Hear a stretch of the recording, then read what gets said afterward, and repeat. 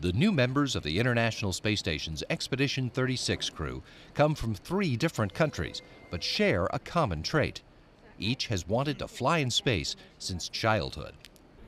Fyodor Yurchikhin was born and raised in the Black Sea port city of Batumi in Soviet Georgia, growing up in a time and place where all the children wanted to be cosmonauts, where the winners of kids' games were called Gagarins. Yurchikhin wanted to be a part of that life, even if he couldn't be a dashing test pilot. What reason I understood maybe in this time, then it's maybe in my health, it's not enough to be a cosmonaut, but what is more important for me, be a pilot or be an engineer in space program.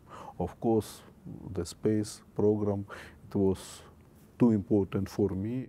So after high school, Yurchikhin went to the Moscow Aviation Institute, earned a bachelor's degree in mechanical engineering specializing in aerospace vehicles, and went straight to work for the Rocket Space Corporation Energia as an engineer.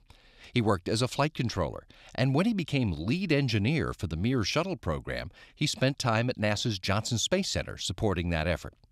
Yurchikhin was selected as an Energia cosmonaut in 1997 and earned a Ph.D. in economics at Moscow Service State University while preparing for his first spaceflight. He was a member of the STS-112 crew that delivered a piece of the station's starboard truss during Expedition 5 in 2002. He returned 5 years later on a Soyuz spacecraft as commander of Expedition 15 and made 3 spacewalks, and followed that with 2 more EVAs as a station flight engineer on Expeditions 24 and 25 in 2010. He believes the station program is paying off in the things we're learning while making the effort, from improving the spacecraft themselves to the tools we develop. But the first big, exactly great sensor for digital camera, it was factored for this program. And now it's usual for everybody. It's usual for my daughters. It's usual for young boys and girls. I know my profession, it's very important for human. Why I am on this road. Italian Air Force Major Luca Parmitano is from Sicily, born in Paterno and raised in Catania in the shadow of Mount Etna. Although he was very young when he saw the first space shuttles fly on television, he was captivated by the idea of what those images represented. So I remember seeing the first astronauts floating around the space shuttle doing their job. And I think that even in a kid, as small as I was, I just thought that must be the greatest job in the world to be able to do those things and call it a living. So since then, I had this dream of becoming an astronaut. Parmitano won a scholarship to spend a year of high school in Southern California. In that year in America, he not only intensified his desire to be a pilot by living with a host family in which the father was a marine navigator, but he met the girl who years later would become his wife. Back in Italy, Parmitano earned a bachelor's degree in political sciences at the University of Naples and graduated from Italy's Air Force Academy, then completed his basic training at the Euro-NATO Joint Jet Pilot Training Program at Shepherd Air Force Base in Texas.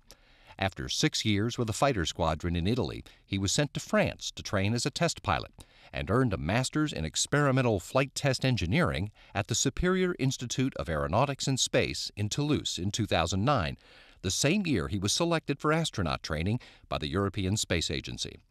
Now he's making his childhood dream a reality and fulfilling a desire to push the boundaries of human knowledge. That's who we are. That's what makes us humans. That is what makes us different from the rest of the animal kingdom. And if we don't follow our nature of being explorators, of being thinkers, then we are denying a part of ourselves that is incredibly important.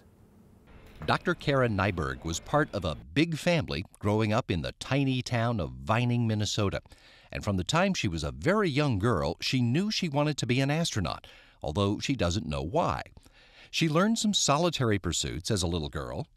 I've been sewing. My mom taught me to sew when I was probably 5 or 6 years old. I've been drawing since I was also that age. I would never sit in front of the television just sitting there watching TV. I always had a piece of paper and a pencil and was drawing or doodling or doing something. But she took advantage of being in a small town to join more school activities than most kids in big city schools join. I was on the basketball team, the volleyball team, the track team. I took stats for the baseball team. I was in the choir, I was in the band, I was in the drama club. I was able to participate in all of them, learn to be a team member. She went to the University of North Dakota to study engineering and learned about a program that lets students work at NASA's Johnson Space Center in Houston. Nyberg worked as a co-op in Houston while finishing her bachelor's in mechanical engineering in Grand Forks and while starting her graduate work at the University of Texas at Austin. After she finished a master's and a doctorate in mechanical engineering in Austin, she returned to JSC, working full-time in the Crew and Thermal Systems Division for 2 years before she was picked for the astronaut program in 2000, where she met her future husband, fellow astronaut candidate Doug Hurley.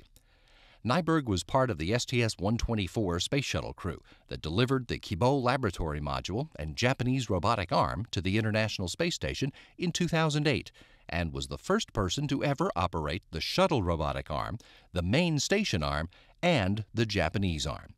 She's confident this mission will appeal to the adventure seeker in today's kids. I think a lot of it is based just on human nature, that we are all very curious people. Human beings like challenges, and this is an ultimate challenge.